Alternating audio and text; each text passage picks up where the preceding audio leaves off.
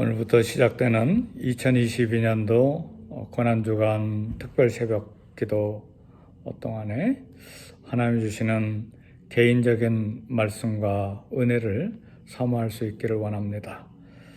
깨달음과 감동과 회개와 또 결단, 소망, 비전, 기도 응답, 이 모든 은혜 가운데서 특별히 고난주간 특별 새벽기도의 기간 동안에 예수님의 가슴을 만날 수 있기를 원합니다. 예수님의 심장 속에 있는 주님의 사랑을 만날 수 있기를 원합니다. 우리 주님이 십자가 지시기 전에 한 다락방에서 4가지 일을 행하셨는데, 첫 번째는 제자들의 발을 씻겨주셨습니다.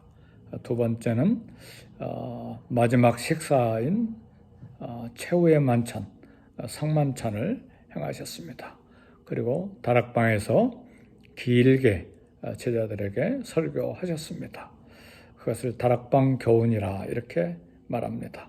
그리고 마지막으로 예수님 자신과 또 제자들과 그리고 복음을 통해서 믿게 될 수많은 하나님의 사람들을 위한 대제사장으로서 중보기도를 하셨습니다. 이제 오늘 본문 요한복음 18장에서부터는 다락방을 떠나서 예루살렘 성 밖을 나오셔서 기드론 골짜기로 내려가셔서 건너서 동편 쪽에 있는 겟셋마네 동산에 올라가신 내용이 소개되어 있습니다. 겟셋마네라고 하는 것은 감람산이라고도 말하죠. 올리브 산이라고도 말합니다. 거기에 많은 올리브 나무들이 있었기 때문에 감람산, 올리브산이라 이렇게 불려졌습니다.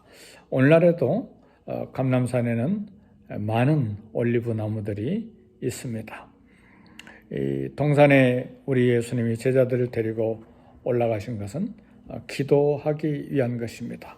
오늘 요한복음 18장 1절 2절 말씀 보면 예수께서 이 말씀을 하시고 제자들과 함께 기드론 시내 건너편으로 가시니 그곳에 동산이 있는데 제자들과 함께 들어가시니라. 그곳은 가끔 예수께서 제자들과 모이시는 곳이므로, 가끔 모이셨다는 말은 예수님께서 자주 그곳에 올라가셔서 기도하셨다는 것을 말합니다. 기도의 동산에 우리 주님이 제자들을 데리고 올라가신 것입니다. 예수님께 고난과 위기가 닥쳐왔습니다. 우리 인생들도 우리 인생에서 고난과 위기가 없는 사람은 없습니다. 이 고난 앞에 섰을 때 염려하지 말고 두려워하지 말고 우리 주님처럼 기도해야 합니다. 하나님께 기도해야 합니다. 기도는 한계 상황을 극복할 수 있는 방법입니다. 우리 주님이 자주 습관을 따라 찾아가신 것이 기도의 동산이셨습니다. 오늘 저와 여러분들이 습관을 따라서 습관처럼 찾아가는 것이 어디입니까? 외로울 때 어디를 찾아가십니까? 또 배신을 당할 때 어디를 찾아가십니까? 위기 때에 어디를 찾아갑니까? 우리에게 힘들 때마다 무릎 꿇고 하나님께 기도할 겟셋마네 동산이 필요합니다. 그것이 개인 골방이든 아니면 새벽 예배 기도 장소이든 혹은 사무실 한 공간이든 우리에게 겟셋마네 동산이 필요합니다. 우리가 기도할 때 마음에 주님이 주시는 평안이 임합니다. 사도 바울을 통해서 하나님께서 우리에게 말씀하셨습니다. 아무것도 염려하지 말고 오직 기도와 간구로 너희 구할 것을 감사함으로 하나님께 아뢰라. 그리하면 모든 지각에 뛰어난 하나님의 평강이 너희 마음과 생각을 지키시리라 그랬습니다. 기도할 때 먼저 우리에게 찾아오는 것은 우리 생각을 지켜주셔서 곁길로 비탈진 길로 뒤틀린 길로 가지 아니하고 하나님 말씀대로 올곧게 서 있을 수 있고, 그리고 결국 하나님께서 문제 상황을 해결해 주시겠다고 하는 말씀입니다. 우리 생각을 지켜주시는 하나님, 마음을 붙들어 주시도록 우리는 기도해야 하고, 불안한 마음이 안정되도록 우리는 기도해야 합니다. 주님의 승리를 맛보도록 우리는 매일 기도해야 합니다. 새벽을 찾아서 기도하는 습관은 아주 겟세마네 동산을 습관을 조차 찾아가신 우리 주님과 같은 기도의 좋은 모습입니다.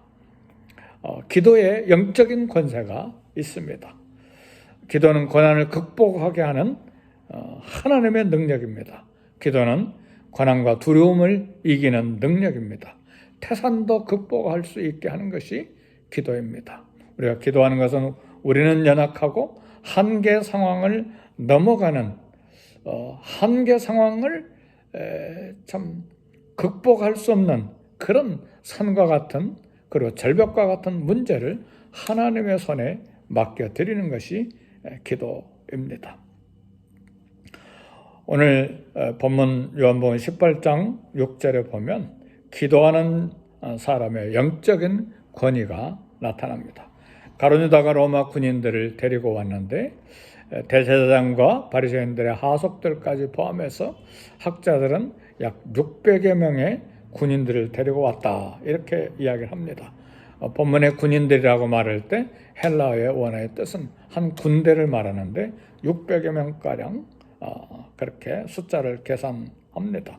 예수님이 누구를 찾느냐 물을 때에 그들이 답하기를 나사렛 예수니라. 이때 우리 주님이 대답하셨습니다. 내가 그니라. 내가 그니라. 나다. 에고 에이미. 나는 하나님이다. 이때에 오늘 18장 6절을 보니까 예수께서 내가 그니라 하실 때 그들이 물러가 땅에 엎드려 지니라. 예수님이 자신이 예수님을 밝히셨을 때에 오히려 군대가 예수님의 권위 앞에 겁을 먹고 모두가 다 그 수백 명이 엎드려졌습니다. 사랑하는 성도 여러분, 기도하는 사람에게 영적인 권위가 있습니다. 주님이 군대들 앞에 두려워한 것이 아니라 예수님을 붙잡으러 왔던 군인들이 예수님 앞에서 겁에 질려서 엎드려진 것입니다. 오늘날에도 기도하는 사람에게 영적인 권세가 있습니다. 영적인 권위가 있습니다. 우리 교회는 영적인 권위를 가져야 됩니다. 교회의 영적인 권위는 기도하는 사람에 의해서 세워집니다. 오늘 이 새벽 기도에 나온 사랑하는 성도님들의 무릎을 통해서 우리 교회의 영적인 권위가 세워질 수 있기를 주의 이름으로 축복합니다. 기도하지 아니하는 사람은 충동적인 생각과 충동적인 행동을 할 수밖에 없습니다. 오늘 요한복음 18장 10절에서 11절 보면 예수님은 자신의 위엄, 그 권위를 거두시고 제자들에게 군인들이 손을 대지 말라고 보내주라고 그런 보호의 말씀을 해주셨습니다. 위기 앞에서 우리 주님은 한없이 온유하시고 한없이 자유하심을 좀 보여주신 것입니다. 위기 앞에서 그러나 기도하지 아니한 베드로는 어떤 충동적인 행동을 했는가? 가지고 있었던 칼을 빼어서 대제사장인 종인 말고의 귀를 베어버렸습니다. 오늘 베드로의 충동적인 행동은 우리와 똑같은 그런 충동적인 생각, 충동적인 행동, 익숙한 모습을 우리에게 보여주었습니다. 칼은 항상 칼집에 꽂혀 있어야 합니다. 왜냐하면 칼은 위험하기 때문에 그렇습니다. 그리고 칼은 하나님의 뜻은 칼로 이루어지지 않습니다. 하나님의 뜻은 무력으로, 혈기로, 충동으로 해결하는 것이 아닙니다. 칼 사용하는 자는 칼로 망합니다. 우리 예수님은 땅에 떨어진 말고의 귀를 찾아서 말고의 흐르는 피를 멈추게 하시고 귀를 붙여주셔서 고쳐주셨습니다. 우리 주님이 고난주간에 우리에게 보여주신 모습입니다. 미움보다 사랑이 해결책인 것을 보여주신 것입니다.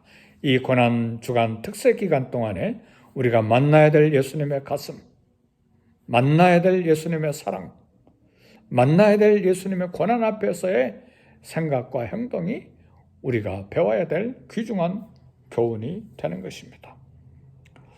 우리는 우리 자신을 괴롭히는 사람을 위해서 기도하고 또 힘들게 하는 사람을 잘 대하고 도와줘야 합니다. 이런 예수님의 방법이 인생을 승리하게 하고 그리고 어려움을 극복하게 하는 영적인 권세를 누리게 하는 방법입니다.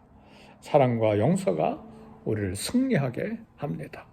이 고난 주간에 우리 예수님이 십자가 지신 모습을 보시고 예수님을 만나되 예수님이 어떻게 생각하시고 어떻게 행동하시고 말씀하시는지를 배움으로 은혜를 얻기를 원합니다. 말씀의 은혜, 깨달음, 감동, 회개, 결단, 소망, 비전, 응답 모든 것들 중에서 예수님의 가슴, 예수님의 사랑을 만날 수 있기를 주의 이름으로 축복합니다. 우리 기도하겠습니다.